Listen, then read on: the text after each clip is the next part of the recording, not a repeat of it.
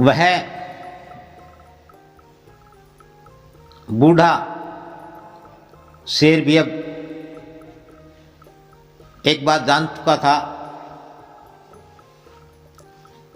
कि बिना किसी लालच के, बिना किसी लोभ के तो अब कोई बड़ा शिकार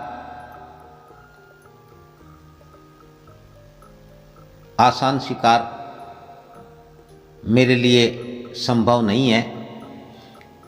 यदि किसी को कोई लालच दूं तो कोई बड़ा शिकार फंस सकता है, क्योंकि अब मैं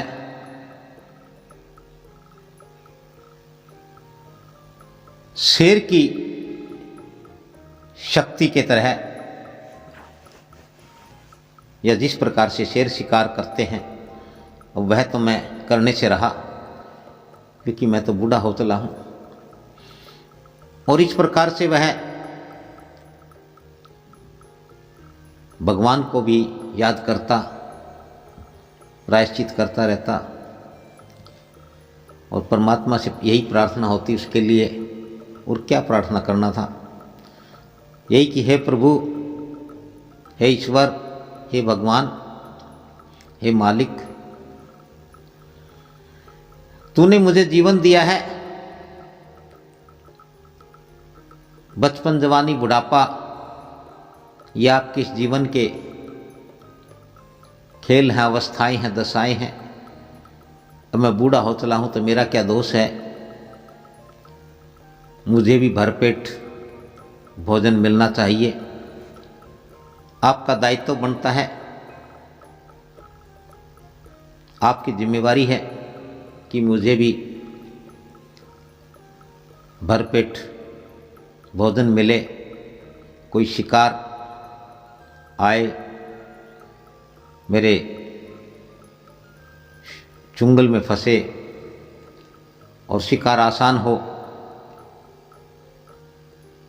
जिसे मैं अपनी इस वर्तमान वर्ध या वर्धा शक्ति के साथ ही उसका भक्षण कर सकूं। ऐसा कोई इंतज़ाम करो। और यदि मुझसे बचपन में, जवानी में जो कोई गलतियां हुई हैं, जो कोई पाप अपराध हुए हैं, उनके लिए आप मुझे क्षमा करो। और इस प्रकार से वह जब भी वक्त मिलता अपने प्रायश्चित से, अपने रोने से जब भी उसको कुछ समय लगता तो फिर वह परमात्मा से इस प्रकार की प्रार्थना करता।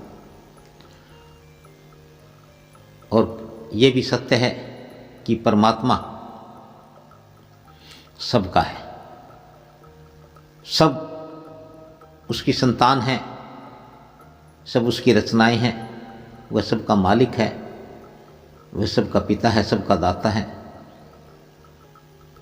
तो वह छोटे से बड़े को, चींटी से हाथी को, कण से लेकर के मण तक सबको देता है। अब संसार में जितने जीव हैं, जो चाहे जहाँ रहता हो उसके पास उसके लिए भोजन की, पानी की व्यवस्था करना परमात्मा का दायित्व है। तो परमात्मा ने भी कुछ ऐसा किया, कुछ ऐसा हुआ कि जैसे ही शेर ने आंखें खोली तो उसकी आंखें एकदम चुंधिया गई, क्योंकि उसके पास ही एक सोने का कंगन पड़ा हुआ था। शेर ने सोचा कि यह कंगन किसी को लालच में यहां ला सकता है, फंसा सकता है। और उस कंगन को देख करके शेर ने परमपिता परमात्मा का खूब खूब धन्यवाद किया, बड़ा अनुनय विनय किया, प्रार्थना की कि हे प्रभु, आप ही सबके राखणहार हो, आप ही सबके तारणहार हो, आप ही सबके पालनहार हो। और ये मेरी प्रार्थना का तथा मेरे द्वारा किए गए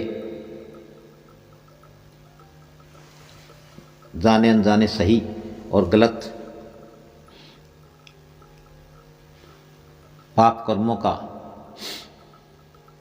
प्रायश्चित करने के तौर पर, प्रार्थना के तौर पर मुझे यह आपका इनाम है, आपकी दया है, आपकी मेहर है कि आपने ये कंगन मेरे लिए भेजा है। भला शेर का और सोने के कंगन का क्या मेल, क्या काम, लेकिन ये इशारा है कि कोई लोभी, कोई लालची इस कंगन के लालच में ज़रूर फंसेगा और मेरी भी काफ़ी लंबे समय से कुछ अधिक खाने की, भरपेट खाने की जो इच्छा थी, जो मुराद थी मेरी, वह पूरी होगी। और इस प्रकार से उसने परमात्मा का खूब धन्यवाद किया और इंतज़ार करने लगा कि कोई राह चलता, कोई राहगीर मेरी बात सुने, ये इस कंगन को देख करके आए और मैं उसे अपना शिकार बनाऊं। इस प्रकार शेर, क्योंकि उस तालाब के पास ही एक रास्ता था, उधर से लोगों का आना जाना बना रहता था, तो शेर वह आराम से पेड़ के सहारे चौकन्ने होकर के बैठता और हर आने जाने वाले को टोकता कि भाई किसी का ये कंगन हो तो अपना कंगन ले जाए। जो समझदार लोग थे, जो बुद्धिमान लोग थे, जो जानते थे कि एक छलावा है, यह एक लालच है, जो इस छलावे में फंसेगा,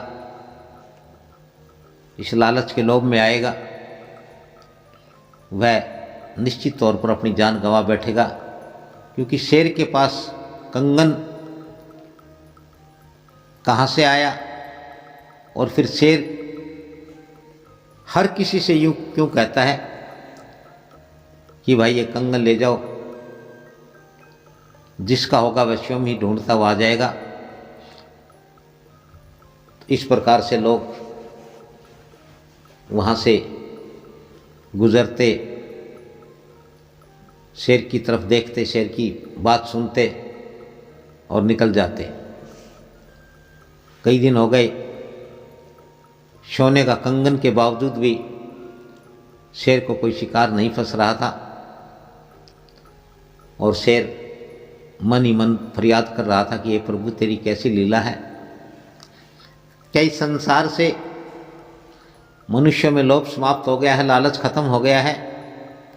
क्या अब किसी को सोने की इस कंगन की आवश्यकता नहीं रही? क्या सभी साधु संत महात्मा धर्मात्मा हो गए हैं? और यदि ऐसा हो गया है, किसी को इस कंगन की जरूरत नहीं है, तो फिर मुझे यह कंगन देने की क्या आवश्यकता थी? वह परमात्मा से ऐसी फरियाद कर रहा था, ऐसी विनती कर रहा था, ऐसे उस भाव थे उस शेर के। उसी वक्त एक बहुत सुंदर छैला बाका नौजवान वहाँ से गुजर रहा था।